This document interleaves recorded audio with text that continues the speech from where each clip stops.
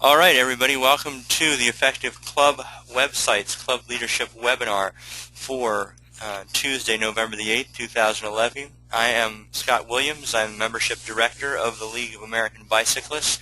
I'm joined by Jay Marowitz, who is the President of the Morris Area Freewheelers Bicycle Club, and Rob Jones, who is the Webmaster for the Kansas City Bicycle Club. They have different approaches to running club websites. We'll be talking a little bit about the technology behind the club websites and what we have learned from our poll is that most of the people here, if you see the poll results, are looking for ideas to improve their current website, and fewer are looking for information on creating a new site or having a major upgrade. I am hearing some background noise there from a phone or something. I don't know if that's Rob still trying to get connected. Are you there, Rob? Yeah. Can you say hello? Okay. Yeah, can you hear me speaking? I can hear you speaking. We are very good. Then I think I'll forego the telephone part of the call then. Yeah, you are all set. So, looking at our other poll results just as we get started, so all the panelists and I know what we're looking for. We're looking for some hints on improving current websites more so than an in-depth revamp, although a lot of the presentation will speak to that. In terms of what people are using already, seems like 35% of you here aren't quite sure what you're running your website with, and there's no problem with that. 10% of you are using something like Wild Apricot or Club Express, which are a couple of examples of integrated products that we know that a lot of bike clubs are using. I'm surprised that's so low. 30% of you are using a custom content management system. 20% on a static site they can't edit via the web, so we'll talk a little bit more about that. And one thing that I would really like to do as we conclude the program, there are people here who are doing something very different from what we've showed you and have different approaches to communicating via the web. I would love it if you could jump on. I could show your screen. You can show us around your site if you're willing to do that. So as we go along, I would love for people to think about whether they would like to participate in that manner. And then just the last thing here, we'll see that about half the people here are scheduling 10 or fewer rides or special events a month. So that's certainly different than the Morris Area Freewheelers, as you will hear. So that is who's here and what you're looking for. Thank you for that, for taking our polls, and should be seeing my screen now.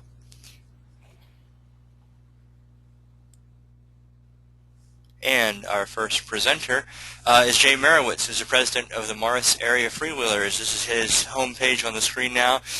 Jay, tell us more about the Freewheelers and a little bit of the background behind your site that you'll be talking about this evening. Okay, thank you, Scott. The Morris Area Freewheelers is 700 plus members as we go to press here. We schedule about 1,450 rides. Last year, that was how many we did. That's over 3.5 a day, every day. They are not, we don't ride the same amount every day, obviously. We ride right through the winter, and it's less in the winter. The peak rides per day is around 10. We have over 600 tours mapped out in Northwest New Jersey. And we ride from Pennsylvania to New York City and everything else in between. We have about 47 start points. We have 131 ride leaders. We run 6 to 8 social events a year, and we also have an event ride called the Revolutionary Ramble. It has its own website, and that whole ride, that event ride, which is a charity ride, is all managed through a separate website. But the day-to-day business of the club, which the biggest part of which is scheduling rides, people signing up for rides to lead rides, and whether they're ad hoc rides or whether they're pre-planning, you're just saying, hey, I'll volunteer for that one. That's all done through our website. Little history, when I came into the club, we had 2 access databases. One was, and these are single user, they weren't on the web. We also had a website.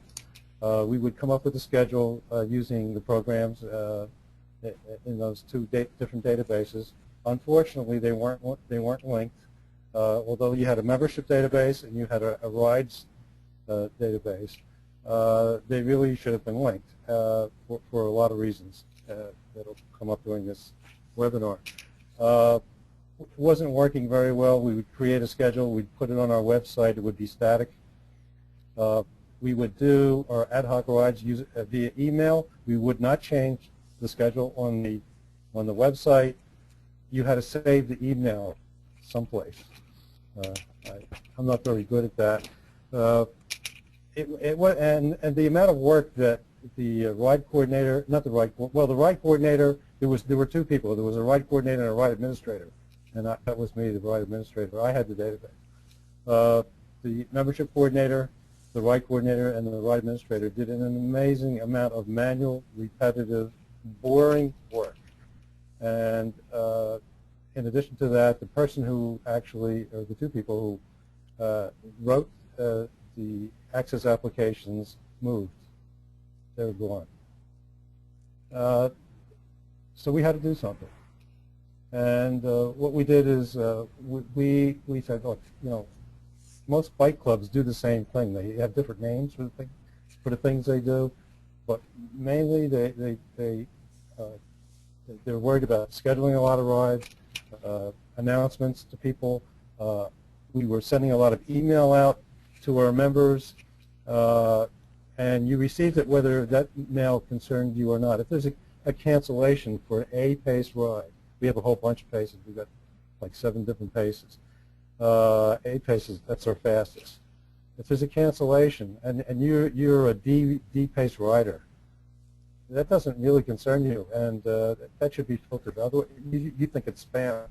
So we went through. We thought very hard about all the processes we had, what information people wanted to see, that there were any emails needed to be filtered, that we needed to, rather than the manual processes or email processes. What happens when you don't have good software?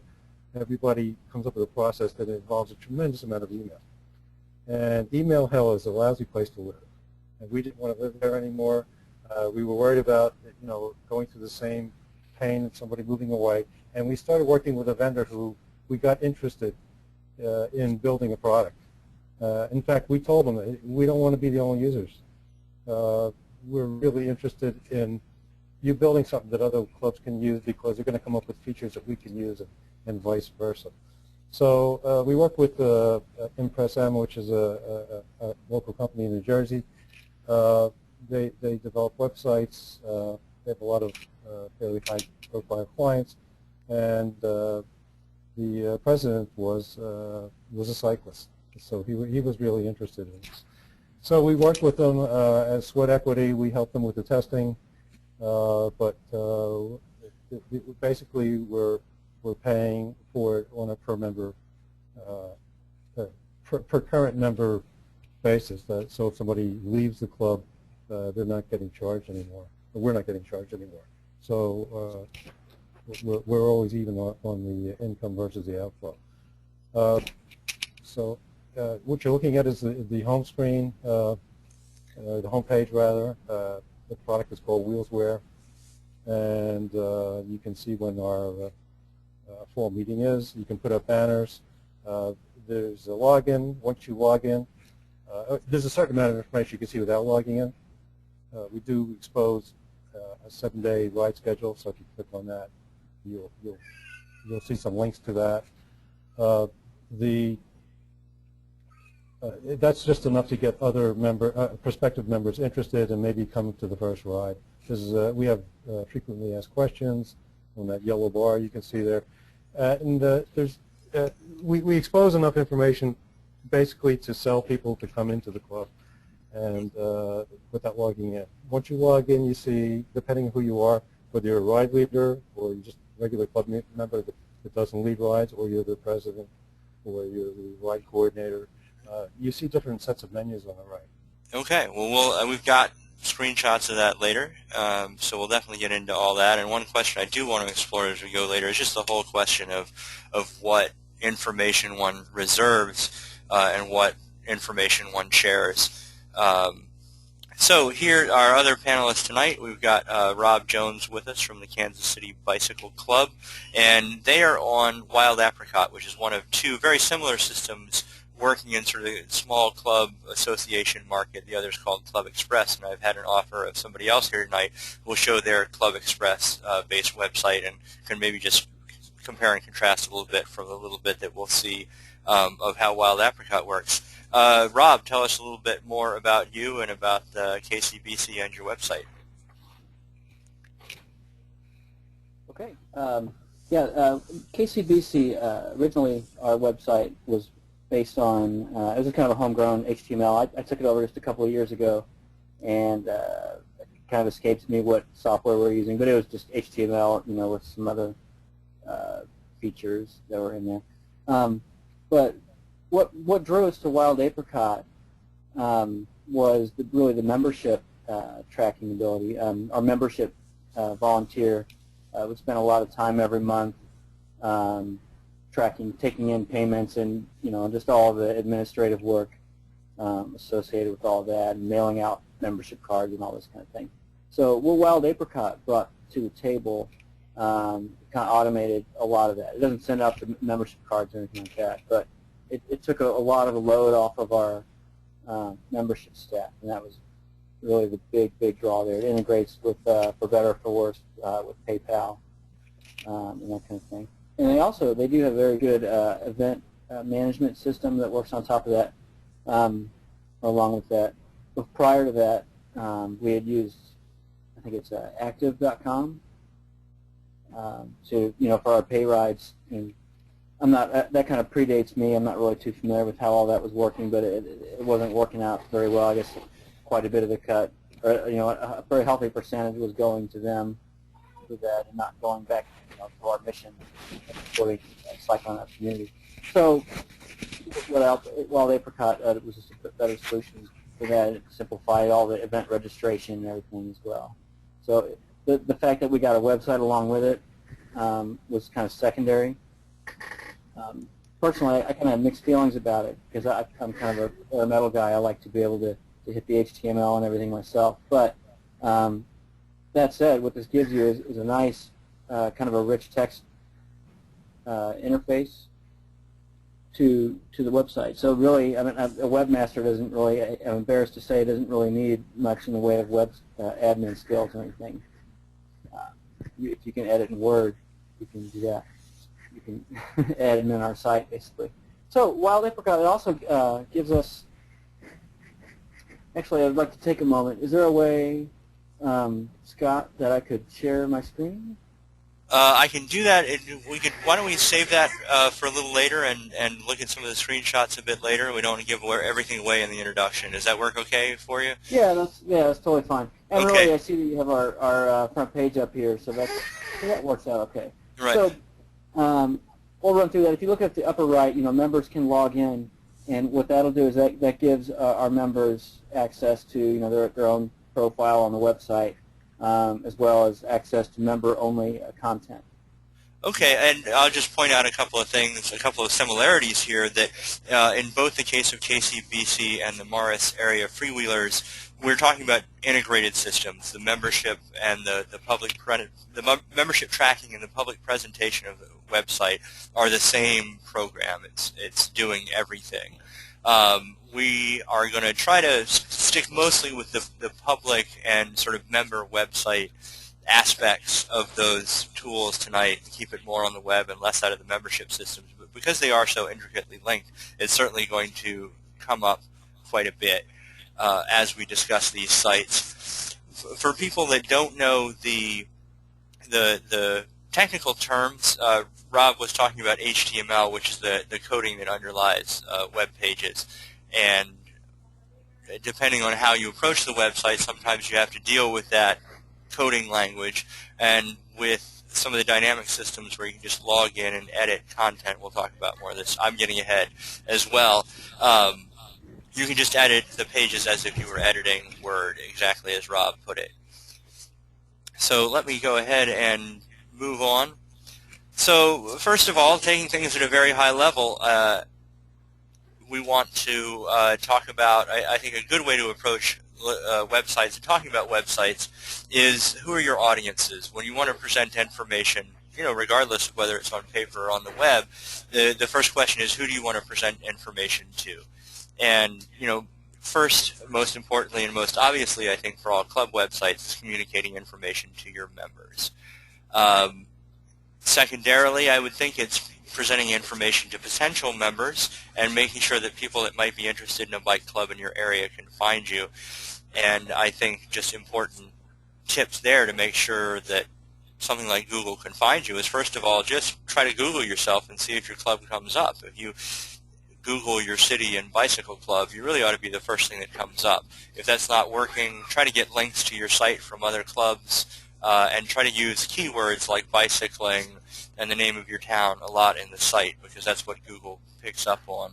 And then a couple of other potential audiences, and then I'll ask Jay and Rob to jump in on these questions, and if I've left anything out, you might communicate to the press. If you are involved in advocacy, you might be communicating to policymakers. And if you have a big event and you require sponsors, you want to impress those event sponsors and look bona fide and worth supporting. Any further thoughts on that, Jay? A very funny one. I Googled the Morris Area Freewheelers and found a site that said that we make $67,000 a year as a board member. It's pretty funny. Rob? Rob? Anything to add on this slide, Rob? Okay. Rob? I was on mute there. Okay. Rob? Yes. Oh, Yes. No, I'm sorry. This is Jack. Can you hear me? Yes, Jay, I can hear you. Can you hear me? Yes. Okay. I don't know if you heard. I think Scott has really encapsulated, the key things. I've seen a lot of websites. Well, let me put it this way. I talked to somebody about web design, and they said, don't look at other bike clubs to get inspired. Go look at Apple. Go look at Microsoft. The very clean type web designs that they have should be what you go for. Some of them I see very crowded with they're too flowery, and almost distracting, and they get in the way of communication, which is what this is all about. Well, let's go ahead and talk a little bit more then about what it is we're communicating, and talking about our primary audience and what information do members need, and talking back and forth. We put together this list, but it seems like for most bike clubs and communicating to their members, the most important bit of information is ride and other event schedules, details. Where do I have to go? Can I ride that fast? Is it going to be too slow for me? And, there are other important things that are communicated by your website. And Jay, a lot of these came from your suggestions. I don't know if you want to run us through the rest of the list real quick, and then we can circle back to the ride and other event scheduling, since that's a key part. Yeah, I can give you a little insight into a lot of the things here that are important to us. Certainly the ride schedule, it's always 100% up to date. As soon as something's scheduled, it's up on the web. We also have cancellations of rides. You get weather problems. Sometimes the ride leader has a problem. All this is done via the website and via emails that get triggered on these types of announcements. Certainly you saw a banner that we have, which is the way we trigger, or that's our announcement for any big event that's coming up. Documents, basically, there are all sorts of documents we keep on, as well as our history. In fact, minutes of our board of directors meetings. The Q-Sheet repository is on the web. Photos of all our key events, and club statistics are for two sets of people. The members, and one of the things that is published in our newsletter every month is how far we rode last month and year to date. It's interesting at the end of the year when you say, gee, we rode 400,000 miles last year. Other things, what is the age distribution of our club? Looking at how that moves will give you some indication of how the needs of the club are changing, and how what kind of activities you need to be scheduling.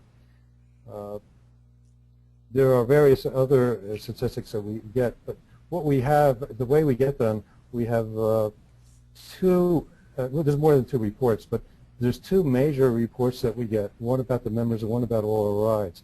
It gets downloaded into Excel, and we can then take that and we can create all kinds of reports from that.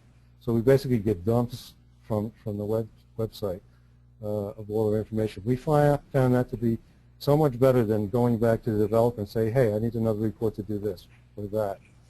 So, in terms of how you get your data, if you're thinking about what the best way is to get dumps, clearly defined dumps, and do your own sub reporting off to the side, so to speak.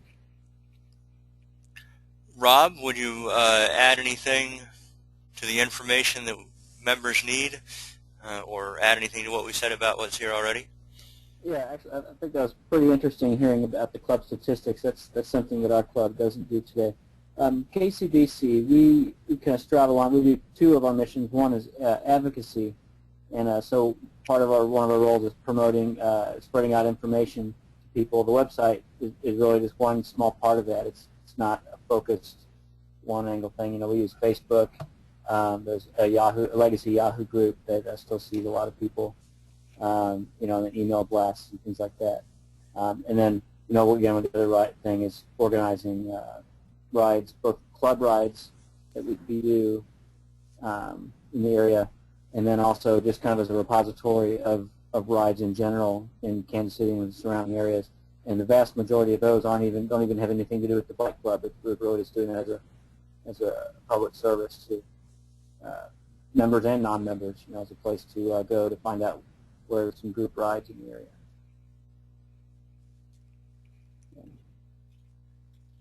All right. Well, let's. Can I mention just one thing? There's information that your members need, and there's information they don't need and don't want to see. And I think I mentioned before, if you're a D-Pace rider, you're not interested in any news about A-Pace rides. So it's just spam to you. And that needs to be filtered, and that's one of the things that we do. We found that people just get turned off by this barrage of emails from your bike club. Well, yeah, you've led me directly into the next slide, so that was excellent work. So in talking about some of the things that might characterize a good website, so the first thing listed there is good information design. So not visual design, the colors and how things are laid out on the page necessarily, but it's a matter of making sure that people can find the information that they're looking for. Now, I think that Jay has solved the problem in part by having members store preferences in the website. So when they come to the website, they see a website that's customized to them. If they don't want to see A-rides, it's not going to show up for them. That's right. Yeah, Jay?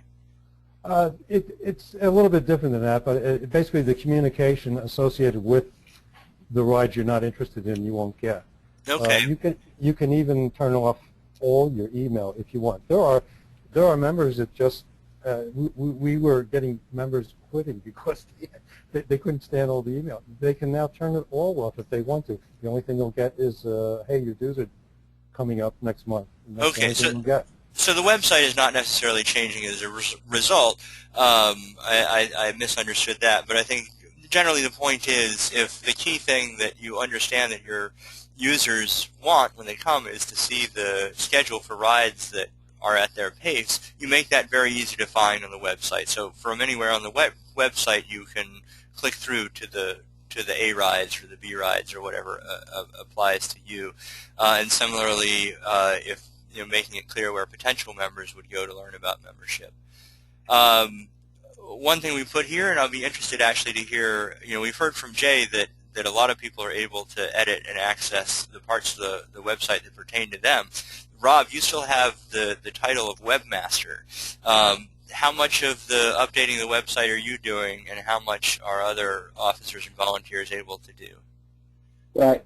I would say I do probably the majority of it, although we do have a number of our people have the ability to go in there and do it. A lot of it times it's just a matter of the other members don't, board members choose not to do that. Let me see here, our membership, our hospitality chair, there's several people that have the ability to go out there and add and update the event listings that we have, but in practice that has been fallen to me. And so, yeah, and then on the membership side, we do our membership coordinator is able to access and update those records, based on membership things they receive in the mail and that kind of stuff. So yeah, and I have to pull it up, the interface, to take a look at here, but Wild Apricot gives you the ability to grant, and again, this probably falls outside the scope of really this topic, but you can grant permissions to different people, different sections of the website. So if you have a section that's for racing only, for example, like we do, our racing chair and one of his team members has full access to the whole racing subsection of the website, and I don't even have to go in there and do anything with it, which is great. So the next thing I have here, and I hope you all know the term, is curb appeal. Just sort of the visual appeal of the website, which can mean pretty pictures or just a clean modern design. And I would say that in thinking about it, I feel like for your members that's probably not all that important, and not even necessarily all that important to potential members.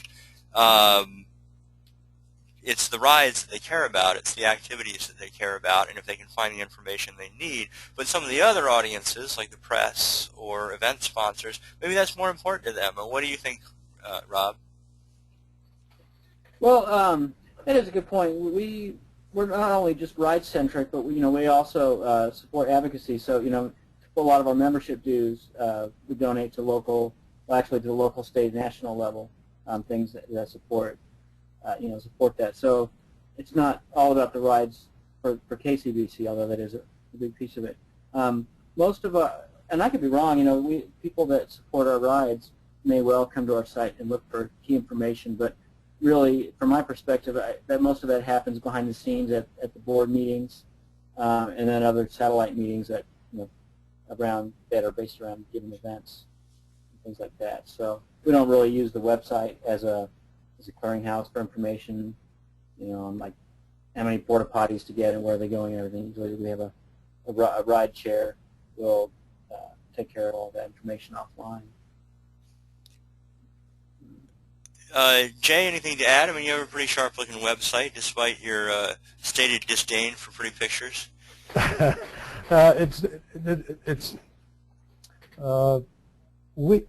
way we handle all our schedules, and there's two things you schedule: all your events, all your rides. They're handled by different people. The events and the rides. We split things up. We have two different people that deal mostly with the web. One is, as you can well imagine, there's a large application under the hood. We have an IT manager for that. We have a content manager for all content issues. So anybody that needs anything can get it put up on the web by going to the right person. Or if it's a new feature, the IT coordinator, he's the guy that handles that. When it comes to things like advocacy and charity and things like that, we have developed we started a foundation about a year ago. We just got our charity status, and we've sort of relegated all that to its own website. So it's totally split from. It's not that we don't have some members from the club board on the charity foundation board, but we have separate books and separate people that handle the different websites. Certainly the requirements for the charity website are a very small subset of what we have here on our main website. But the other final point that I have on here, and I'm interested to hear, to what degree Wild Apricot has already integrated this, but just having specific layouts for people who are accessing the information, and particularly I think the event and ride information on a smartphone. If they're already headed out and forget the location of the ride, or they're out and about and decide they want to join a ride because they got the bike on the car, or they're riding over there. It seems like this is more and more important. Have you asked your members how many of them access the information by smartphones, and have you looked at it that way to see how easy it is to use in that format? How's Wild Apricot working with that, Rob? Well, that's a good question. I haven't really paid too much attention to that, as I'm pulling up our website on my smartphone right now. Things that are there, and this is probably browser dependent and phone dependent, but the Wild Apricot looks like it renders quite nicely, better than a lot of sites, just in general on a mobile. But what I don't see is any, and I'm almost certain it's not there. How would it at this point? Is there's no location information. Some websites that use HTML5 can gather location information from the phone. So if you were looking for a ride in a certain part of town, it could say, "Oh, you're on the south side of town. Here's some rides in your area." Or you pull up a map or something. We don't. Yeah, I would say. And this is something. The main web browser, for that matter. Right. This is something where you can, if you have an existing site, you might be able to just add a new spreadsheet, or style sheet, which is a bit of a technical term, but it tells a web page how to render. Even with an old static HTML site, you could put a mobile style sheet on that page so that some of the headers and things were condensed or displayed differently. So it's not actually something that, if you've got an existing website that you have to build from the ground up, you could probably improve things a lot just by having somebody who knows what they're doing work with it. And Jay, I think you said that a lot of people are using your event calendars on their mobiles, although you haven't made any specific adjustments. A very specific piece. We found out that there were a lot of members that were. We have a 7-day calendar because that's what most people use most of the time. Nobody can plan any further ahead than 7 days. But a lot of people in the club have the web address, the URL of the 7-day calendar that you don't even need to log in to see, programmed to their cell phones, and they just go right to it, and that's what they do. We really don't have any. I don't know of any other real mobile use, but people on the go, working all day, and then gee, what ride's going on tonight? If it's in the summer, they just want to look at their phone and go. But beyond that, I can't think of anything else that people really feel they need mobile access for at this time. All right. Well, I'm going to move on to what may be the nerdiest slide that we have in the presentation tonight. And just talking, we've been talking a lot about dynamic sites, which both of your sites are, versus static sites. And so I'm going to try to explain that real quick, and Rob, you and Jay can try to get me back on course if I wander off course. But a static website, 10, 15 years ago, most all sites were like this. And what, every web page that you see is actually a file on a computer somewhere. And they're all just linked together. You click on a link and it hops over to another file. That page, you have to edit it offline and reload it up. But it's like a page on a book, and it doesn't display any differently from one day to the next without outside intervention. A dynamic website is looking at a database of information and pulling up information based on preset rules. So the most obvious thing, the most obvious example for us, I think, is it's date aware. It knows what day it is. So on an old static website, you might have put a whole month's worth of events there, and you wouldn't edit it again until the next month. So if someone goes there, it's already the 8th of November, and they have to scroll down to the 8th. A dynamic website is going to know that the 1st through the 7th of November have already happened, and not display those, because that's not information that most people want to see. It's going to bring up the next upcoming rides. Here's what's happening today. Here's what's happening the rest of the week, and put that front and center at the top of the page.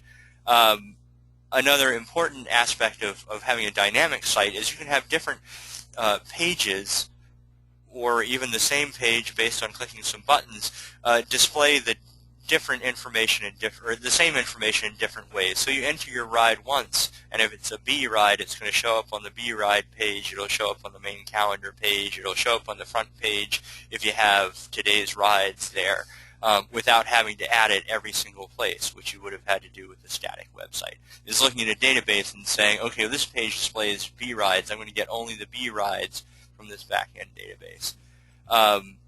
Another important aspect of a dynamic site is it allows updates from anywhere using a web browser, as long as you've got login information. So it recognizes you as somebody who's allowed to do this.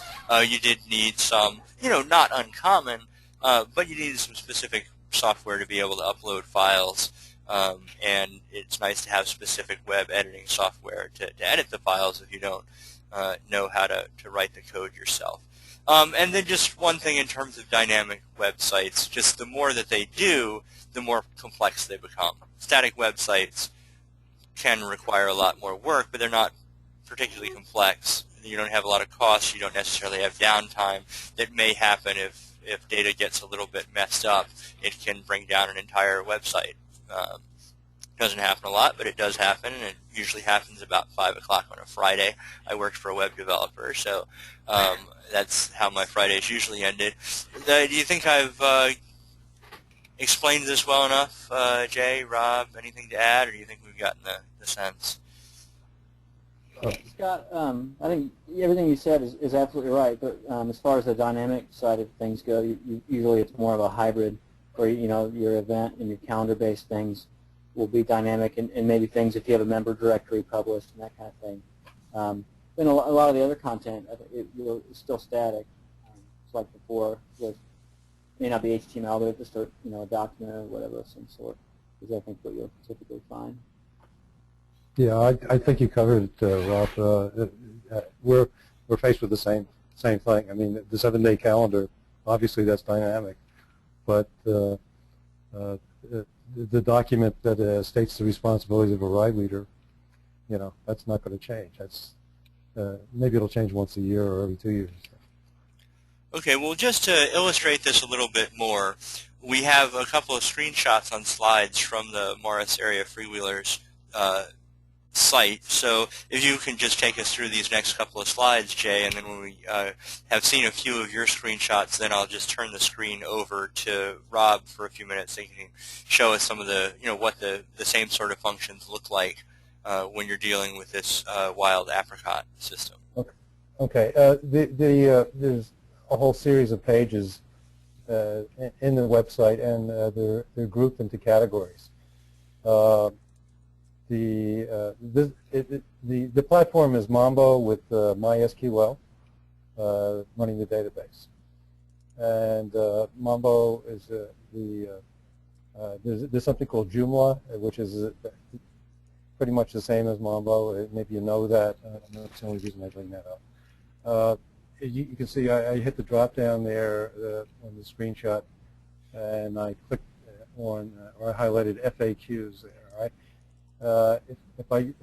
If I once I click on that and the drop down goes away, you will see all the items in the FAQs, frequently asked questions that we have on our website, and you can then go in and edit them. Editing any one of them. By the way, there's the column in the center called order, and that changes the order which text is displayed on the screen and things like that. I'm not going to get into a lot of details, but basically this is your entry screen. You pick you pick an area like FAQs, and then you pick an item within that, and you edit it. When you edit it, it looks like the following slide, if I remember right. Yep. Yeah. Okay. And so, well, this is not an FAQ one, but this is the ride leader area, and it looks like MS Word. And you can put links in, as you see. You can see there's some links there after the bullet points. On the right, you can see where it says public, registered, or special. Registered means that somebody's logged in order to see this. This is set as public, which means that anybody can see it. It has a title and all that, and there's a bunch of other little things here, but they're all pretty straightforward, and there's a help. I believe on the upper right. It's hard for me to see, but and it explains every item on there, so it's pretty easy to use. We'll go to the next one. I can't remember what the next one is. It's proposing an ad hoc ride. Yeah. From the user point of view, if you're a ride leader, now this is where you differentiate. Each person has a profile. Each person updates their own profile, with the exception of things like make me a ride leader. We have a process, and it's our process. You basically call the ride coordinator, and he basically just asks you a few questions, make sure you know what you're doing when you lead rides. It's not a big deal. I think over the last year there may have been one or two people that were told, why don't you ride a few more rides with us, because they really, they were really new to cycling. So we asked them to wait a little longer before they became a ride leader. Once you are that, you can propose an ad hoc ride. If you look at the menu on the right, under ride leader, when you are a ride leader, you get that extra menu when you log in. You click on Propose Ad Hoc Ride, and you'll get the screen on the left. And there's a drop down there that lets you pick the tour that you want, set the pace, put in your comments, set the date, set the time, and this sends an email to the ride coordinator, and that he has something in his queue to bless. Basically, 98% of the rides get blessed. Once in a while, there's a conflict that somebody didn't think about, or they didn't look at the current schedule, and it'll tell them, why don't you go on that other ride? It's so close, same distance, same terrain, mileage is 3 miles different. Go on that one. But that's an individual thing. That depends on your club and whatever policy you want to put in place. As soon as he approves it, it goes on the schedule, and an email goes out to anybody who rides C-Pace and it said they want to get notifications for C-Pace. Okay, want to go to the next slide? If there is one.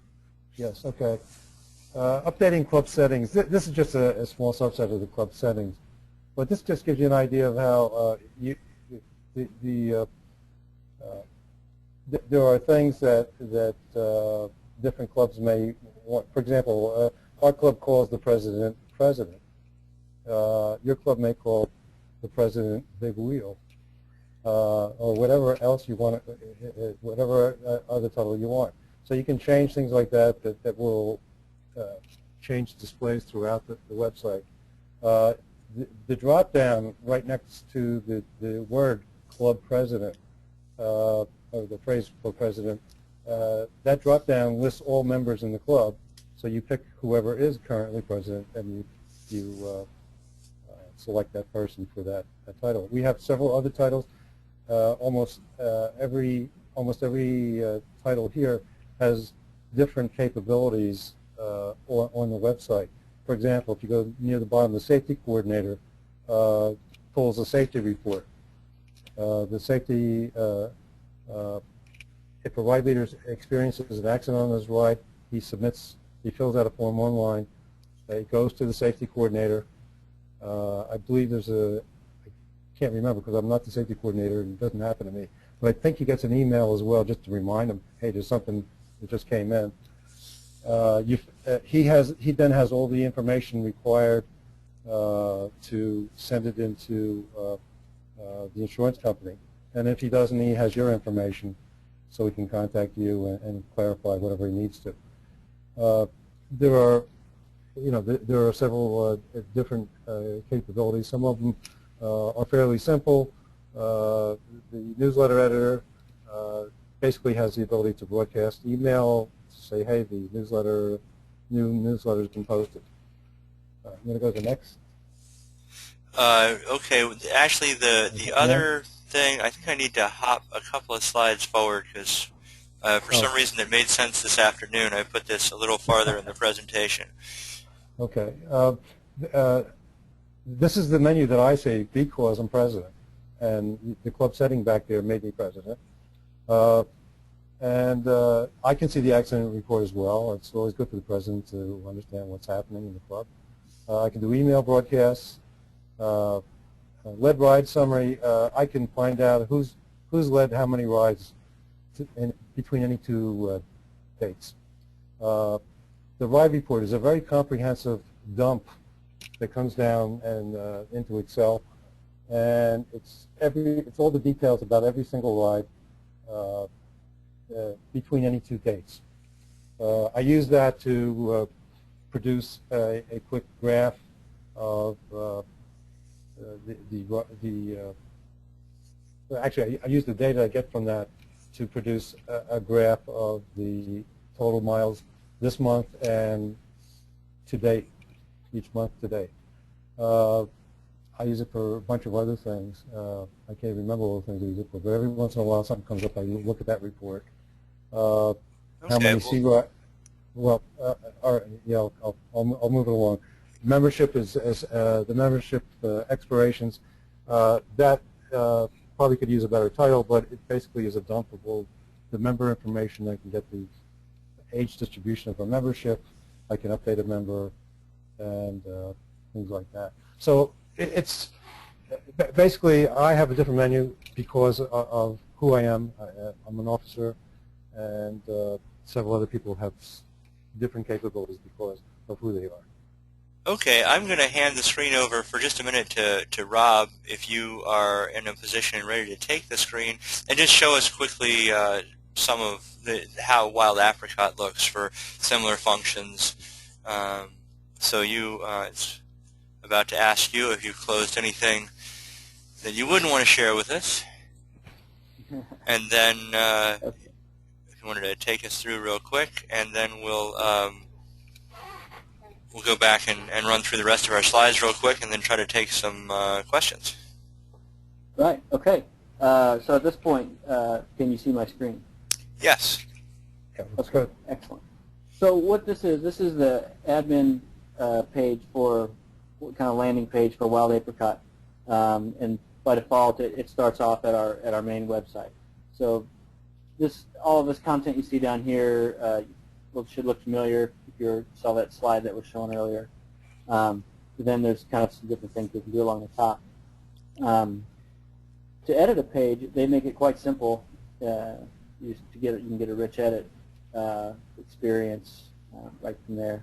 Your bold and your fonts and all that. So, and along the side, these different sections, and some of these we put. You'll see a little padlock here, and we're able to restrict access so only members can see, things like our bylaws and the treasurer reports and some things like that. For an area right offers a special to our members, and we can hide it behind things like that. The other side of that is this page management tab that I'm clicking on, and this is just a list of all of the different pages that are on Wild Apricot.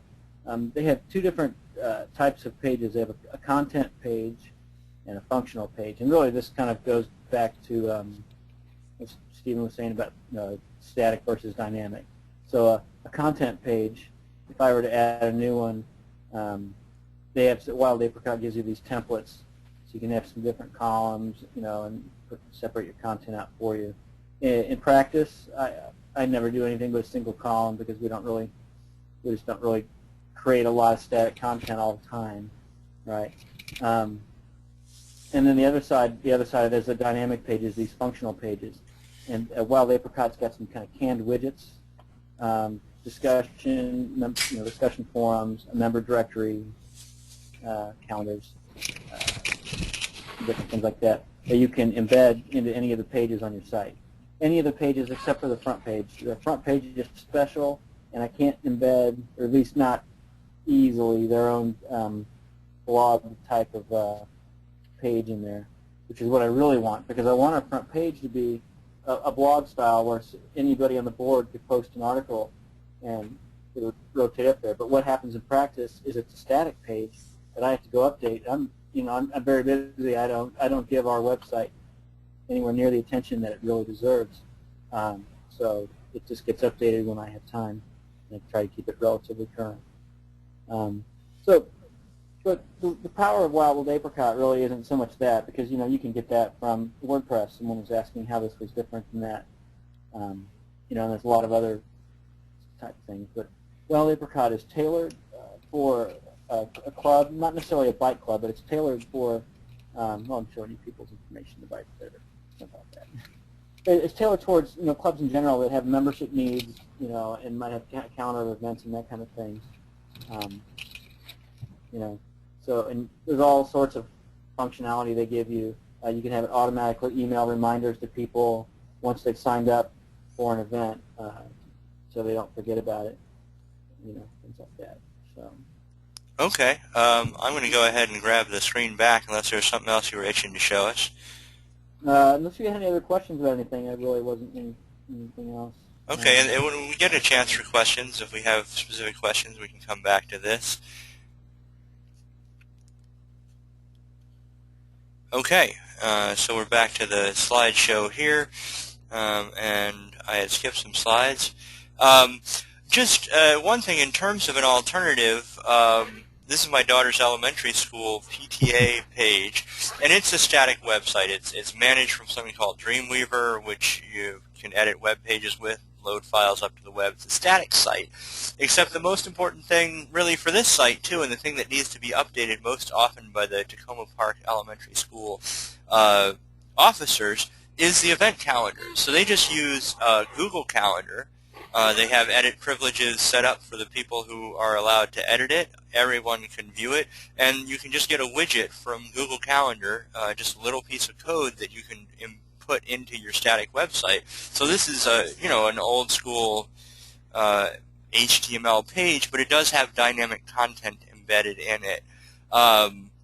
So Google Calendar is one way to handle calendaring and create some dynamic content for this really important type of content for bike clubs, without having to revamp your whole site as a static thing and get a lot of those features. You can also use Facebook for your events. You can use Meetup for your events. I mean, those are, I think, typically going to be things that smaller clubs can do, and make use of some of these things that are there without having to dramatically upgrade their site before their club is really ready to do so. And then we've started to talk about this a little. I think we've covered almost all of this. But there is some stuff I'd like to discuss on this. Just in talking about, so many of the functions of the web are tied up in the membership functions. That, how do you integrate this with your website and make it easy for someone on your website to make a dues payment? If you offer a directory to, be able to log in and get contact information for others, and we've got a question about that. Event listing and registration we've covered quite a bit. And then access to members-only material and officers-only material is a subclass of that. So, Rob, do you, I forget from the menu you showed, do you offer a member directory? Can members look up other members on your site? Rob, are you muted? Sorry, I was on mute. Yes. Can you hear me now? I can. We do. Well, what it is the members, by default, they're published to the directory, and they have the ability to opt out. I want to say they can't opt out their name, but they can opt out all of their other contact information. Jay, do you have a member directory? Yeah, we do two things. One, you can look up people by first, last name, or you can look up everybody in a town. What you see once you find somebody, see a record and click on it, is dependent on the person whose record it is. Like Rob mentioned, if I don't want my phone numbers exposed, nothing more than my email, I can do that. I can hide everything.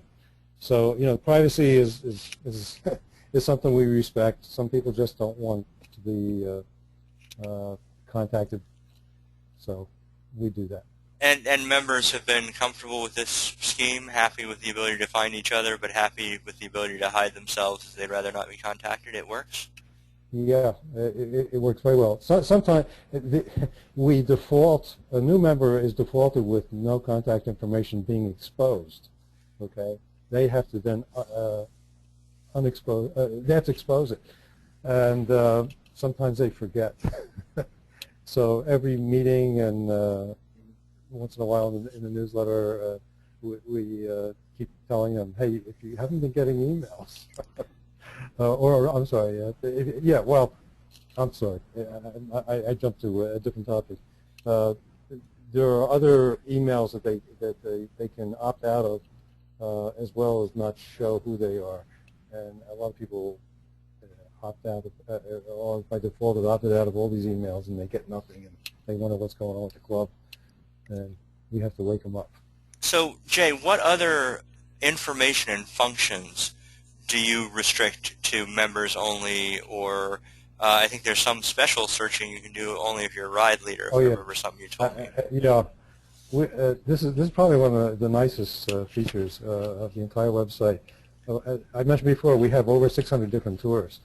If somebody is interested in proposing an ad hoc ride, it's a lot of tours to look through.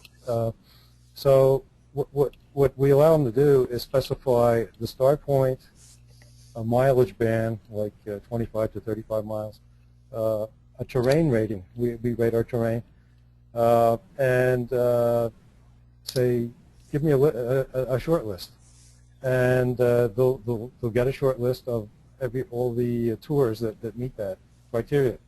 Right on the and on each line listing the tour, there's a button you can click on that will allow you to propose an ad hoc ride for that particular tour. It tends to get our members to expand their horizons a little bit because they see all these other tours from that particular start point, some of which they may not have ever ridden. Anyway, so it gets that information out in front of them and makes it very easy to propose an ad hoc ride. Only ride leaders can do this, so it's like a perk. Free access to all our cue sheets, and right now we're putting GPX files up on the web, maps, and all that for all our tours. And all open to everybody. No, not open. Not all open to everybody. The GPX is not, but the are the cue sheets available? I'm sorry, the cue sheets are not open to everybody, but the GPX files are right now. That's in transition. We're playing around with. We have one implementation for the GPX files and the maps, things like that, and we did that ourselves. We didn't get our developer to do anything. We just made a static page with everything on it, a couple static pages, one per start point, and we're playing around with that now, and we're talking about how we want it integrated into the rest of the application. Well, that's something that's actually come up in a previous webinar discussion about clubs offering cue sheets or not as just like one class of information that a lot of clubs will restrict to members only if they have a members only section of the website. If you want a cue sheet, you got to be a member.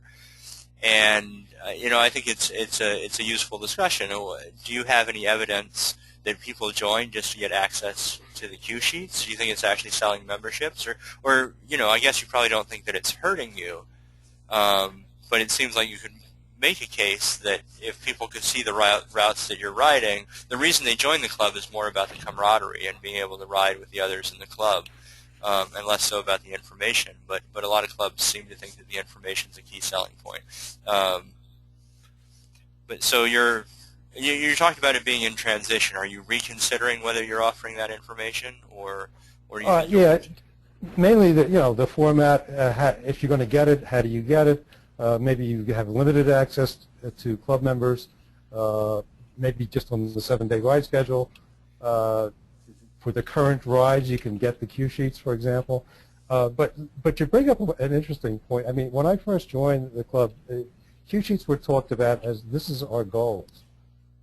This is what makes our club. But see, and you put your finger on it a minute ago. You could have all the cue sheets in the world. Go start a club tomorrow. See what it takes. It's not the club. It's the commodity. It's how people feel in your club, how they feel about it's being run, all that. That's your goals. It's not the cue sheets. Now, do you want to just expose all this?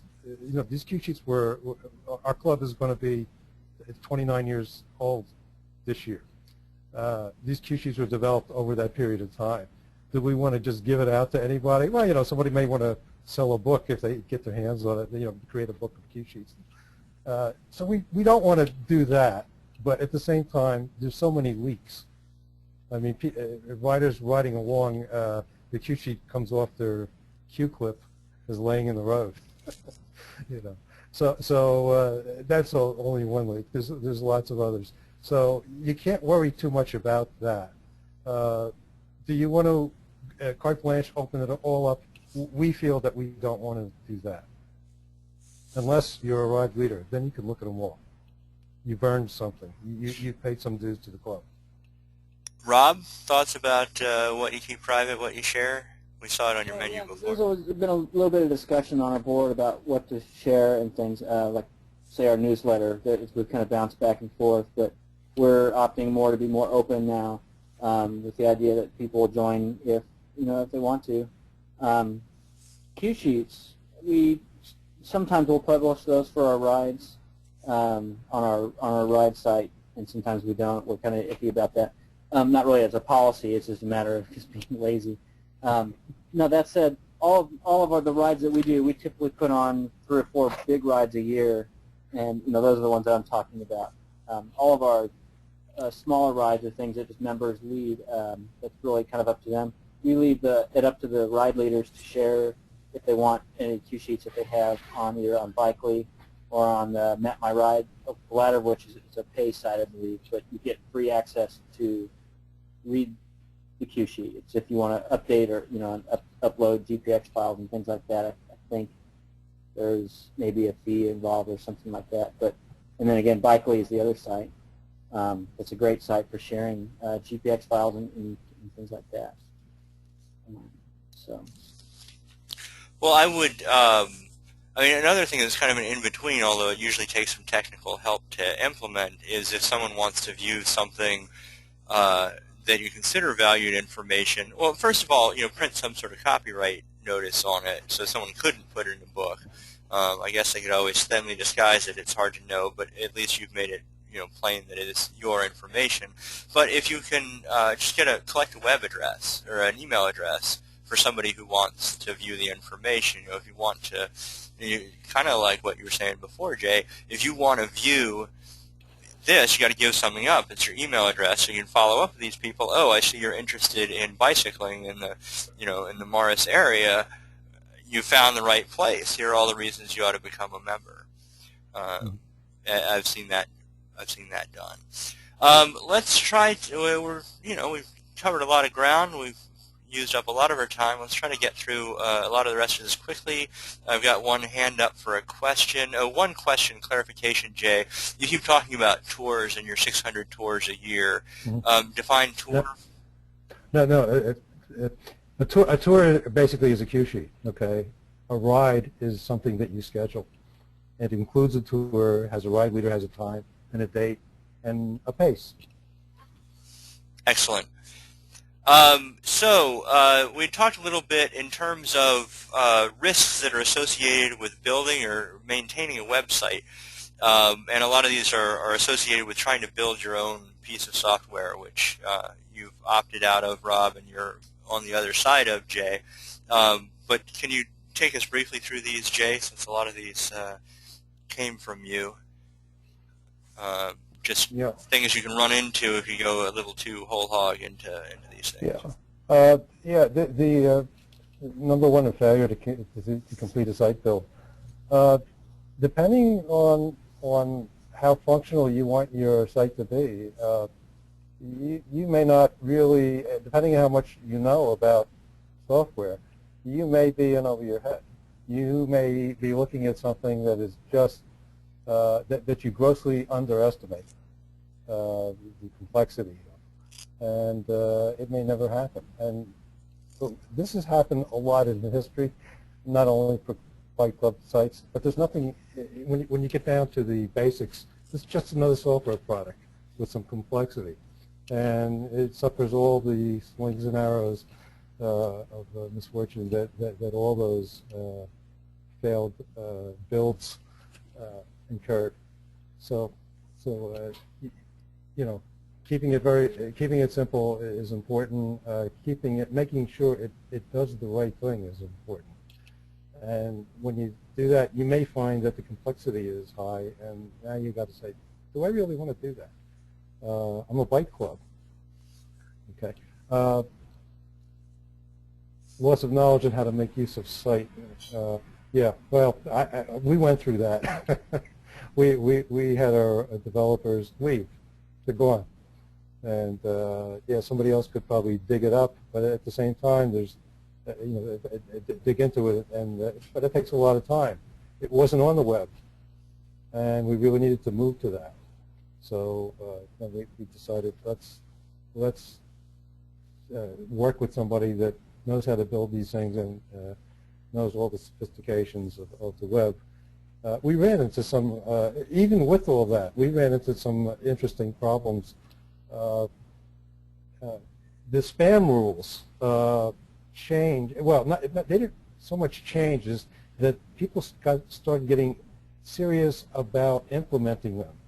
And all of a sudden, we had all these weird problems with just email. And because the developer was right in the middle of a lot of stuff, dealt with many sites, he knew what was going on, and he was able to fix it. But it was a mess there for a little while. Building on a platform that's discontinued, I've got personal experience in that in my career. If you deal with products that if you're going to build it yourself, and you deal with products that that have a large user community and open source community, these products tend not to go away as fast. I think every product eventually goes away, but the lifetime is longer. So I would recommend you stay on open source products with making sure that they have good followings. Overburdening volunteers, I alluded to this a minute ago. It's a lot of work.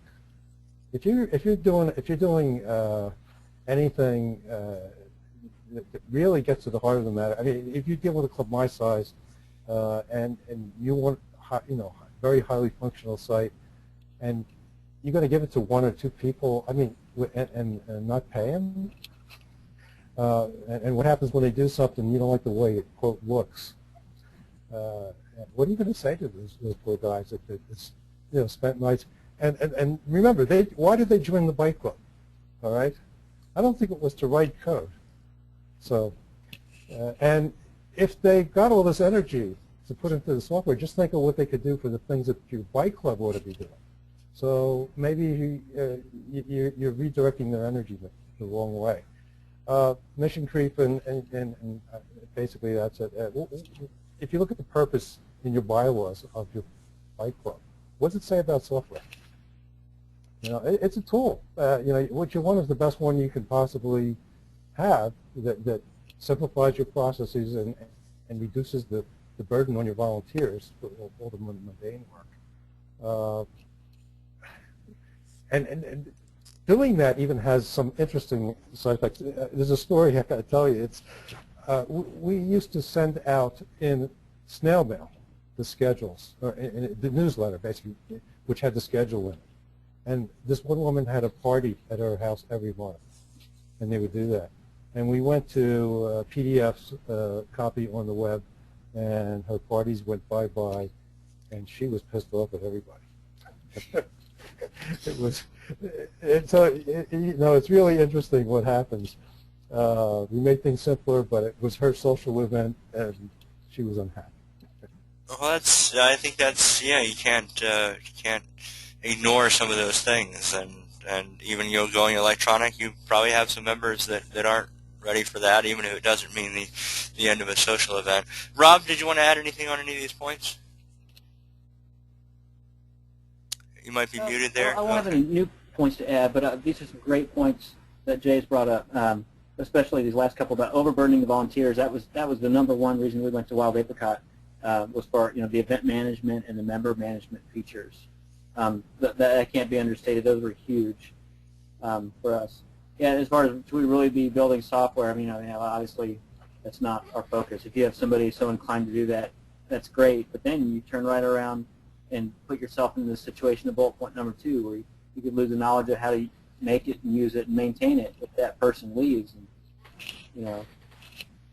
so or gets tired. If you were going to go your own route, and build your own or something, I think that the way to go is going to be on some kind of well-established platform that you can leverage.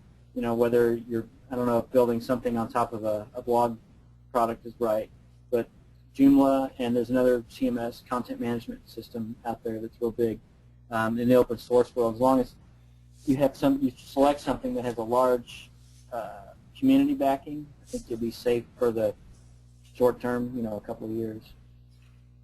Well, so, that's kind of moving us right into the next slide. You guys are doing great here. We've covered most of these options in some kind of way, but here we are. We're towards the end of this with a few minutes left, and we have to help people understand how they can choose between these options. We have talked about, specifically looking at the KCBC site built in Wild Apricot. There is another product that does very similar things called Club Express, which we might have a chance to look at.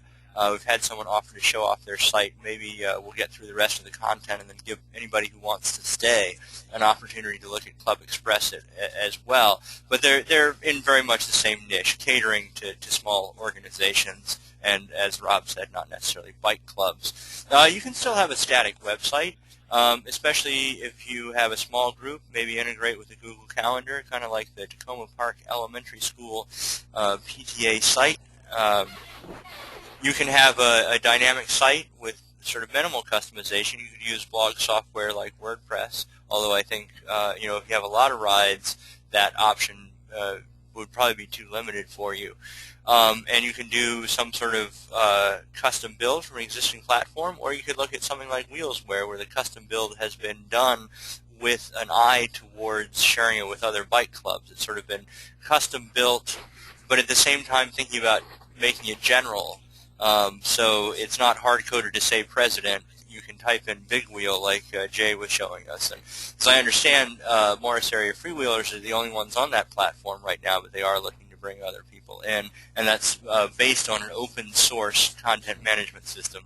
Content management system is something to help you manage dynamic content that we've talked about. We've mentioned open source.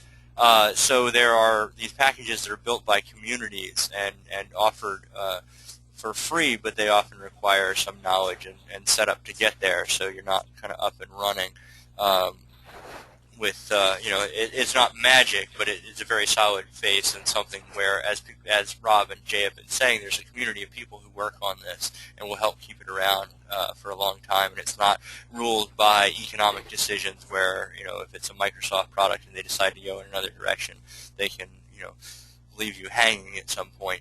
And another option is to have no website at all. If you're just getting underway, Facebook might do everything that you need for a lot of your people. There's we heard from somebody recently on the club leaders email list of somebody just running things on Meetup, and that worked perfectly fine for the group of his size. Or you can have an email list in Yahoo groups or Google groups. I'm trying to be even-handed on these things and present various options. We're not here to recommend products of any sort, but just give you sort of an idea of the general tools that are out there.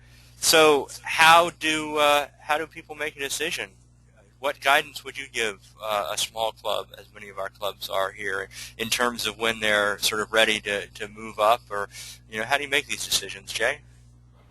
Well, one thing, if you're using, let's say you start at the bottom. Let's say you got a small club, you got 50 people.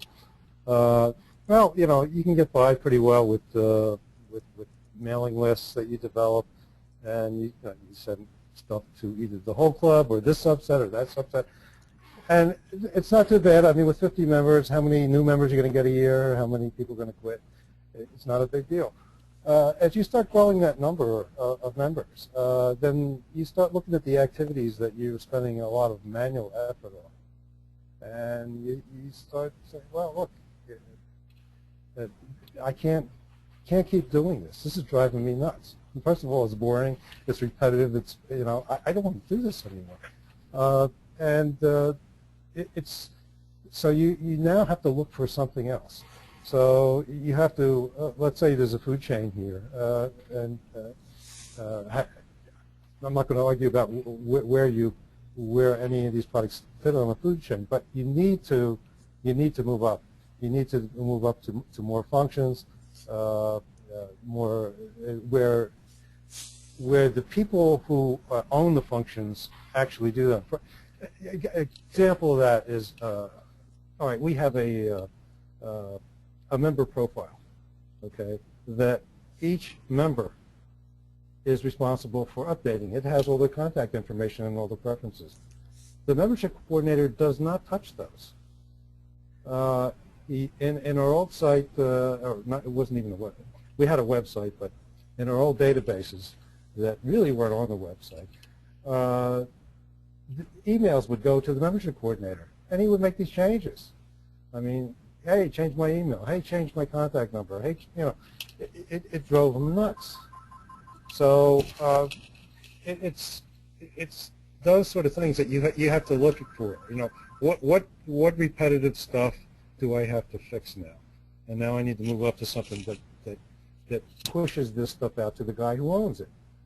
And when that happens, and then all the members are doing a little bit. They're not doing a lot for themselves, right? It's just a couple field updates. The membership chairman doesn't have any problem at all. The ride coordinator, if you sign up to lead rides, and the ride coordinator is always contacted by emails, and he's getting sick and tired of just transferring this guy's desire to lead this ride over to this document and stick it on the web or whatever. That gets really old, really fast.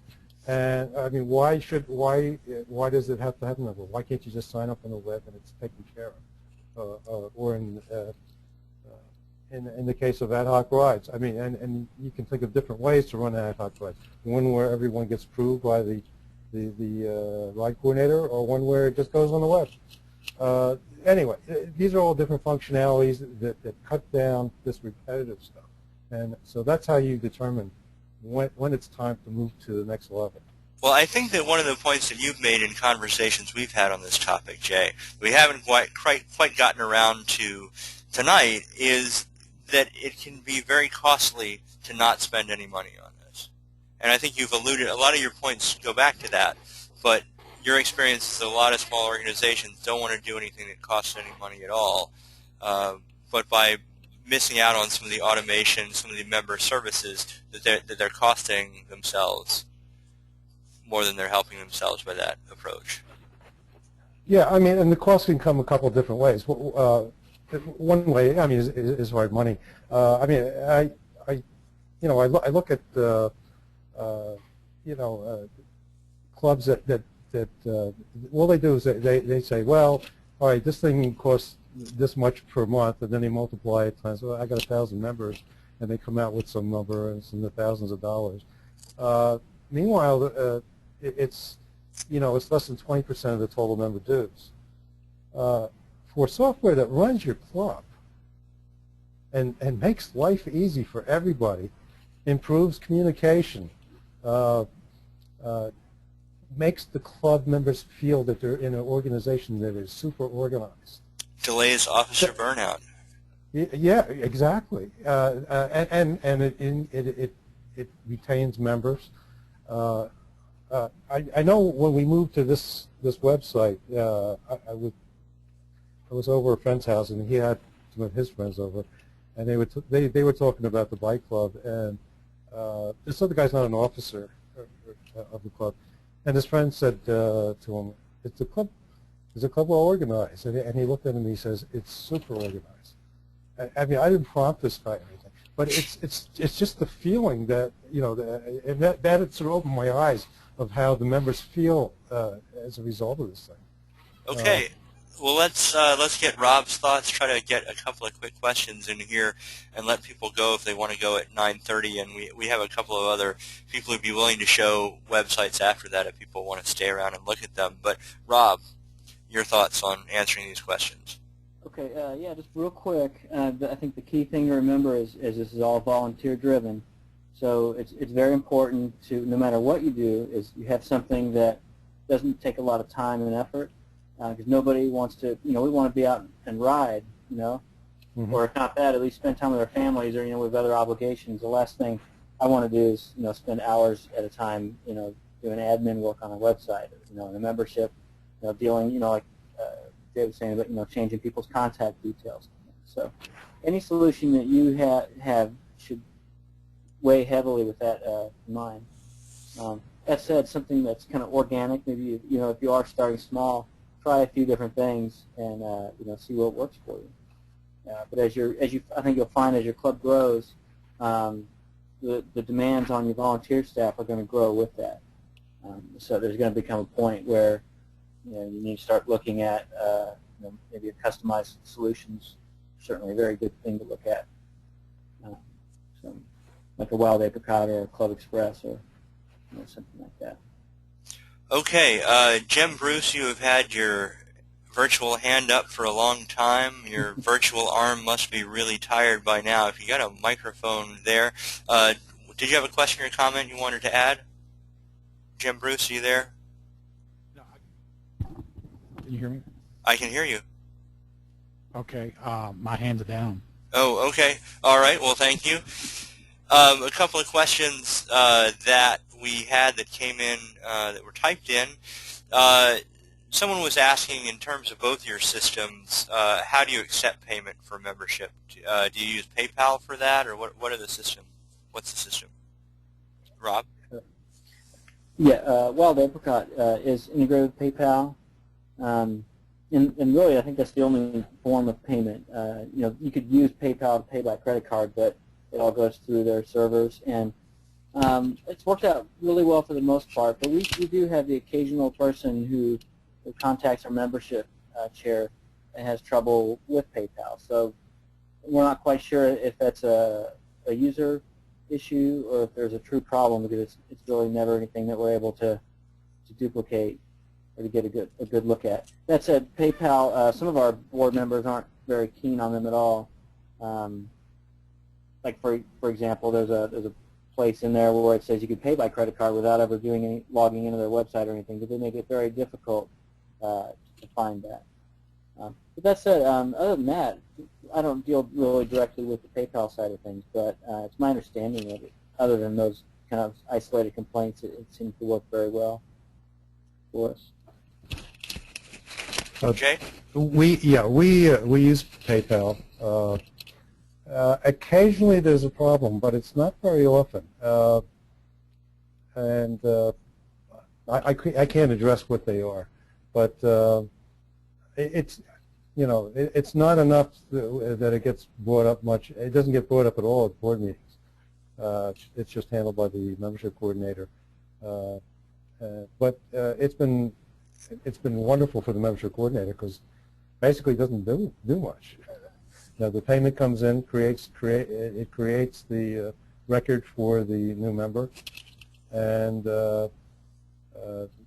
he gets a list of the new members, and we send out some emails, welcoming emails, and tell them, you know, about their profiles and what to set and stuff like that. And here's who to call if you got any problems. But PayPal works well for us. We had another question about whether the sites have controls on registration or login access to prevent automated systems from getting, or spam bots from getting into your system. I think in both cases, you have to pay. You have to pay to become a member to be able to post anything like a ride that requires special privileges. Is this a problem that you run into at all? And it's kind of a problem that blogs have, but this is, you got to pay unless you got a spam bot that's willing to fork over a credit card number, which I wouldn't put past him. I don't think that's a problem. I may not understand the question, and maybe John, you can clarify if I'm missing it. I think I know what he's getting at. At least I can give you information about one scenario. The process of joining it's a verification process where after you say who you are, give your email, you're sent an email, and then you have to click on a link.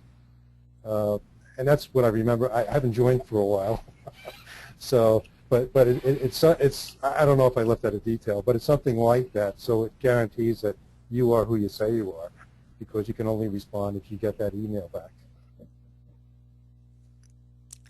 Right. I'll just add, Wild Apricot uses that same, kind of hit verification email, and there's also just a CAPTCHA. Everybody's seen the funny-looking words that you have to figure out what they are, just to prove you're human. Right. A couple more clarification and follow-up on the payment. So, do you know whether you can use a free PayPal standard account, or whether you have to pay money to PayPal to be PayPal Pro? Yeah, I can answer that one. You can use the free version of PayPal as long as you don't want to set up recurring payments. If you want to give your users, your members, the option of like an auto renewal or something where they just go in and confirm it, then you have to have their, I think it's PayPal Standard or PayPal Pro or something like that. I think the reason why that is they're preserving your credit card information, everything, and I don't think the free version does that. I think that's how that works. And Wild Apricot will integrate with PayPal in that regard. I can't speak to Club Express, but it probably does too.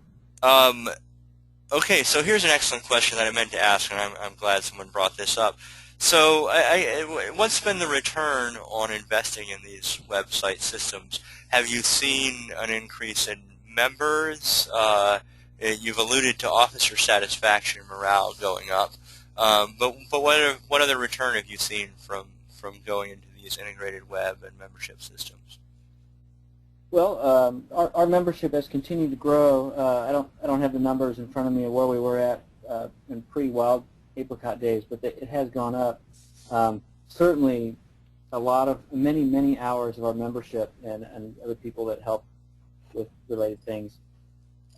Save them an innumerable amount of time. And as far as our membership's going up, not down, so I guess it's hard not to complain about it on that side of things too. Yeah, and really, and just the event registration, it's better, not only better for the volunteers, but it's better for the riders, because now I don't really know how it was before, but I know that outside of that odd PayPal issue that happens, once every, I don't know how many hundreds of transactions what percent it happens, but it sounds like it's real low. It's a very smooth, streamlined process, and overall, I just hear good feedback on that. Jay? The payback is basically getting rid of all these mundane tasks that used to be done by these high-energy volunteers that we're literally wasting their talents. We're moving in different directions. I mentioned in the beginning that we had this event ride was something that wasn't even thought about before we had the website. Not that the website forced us into this. It was a matter of a lot of these high-energy volunteers that would have been involved in doing this mundane junk. They contributed greatly to the success of this ride. We're up to like 850 event riders now.